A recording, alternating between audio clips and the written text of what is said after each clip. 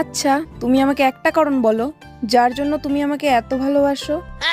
একটা কারণ হলে তো বলবো, দুটো কারণ আছে, তাও আবার এত বড় বড়। তা আবার খুব সুন্দর, তুমি কম্পিউটার কাটার মতো কন্ট্রোল করে রাখছো। এইসব কথা তুমি আমার চোখে চোখ রাখে বলো তো। হ হ, আমি তো চোহের দিকেই তাকাই রইছি, চোহের থেকে নজরই সরতেছে না আমার।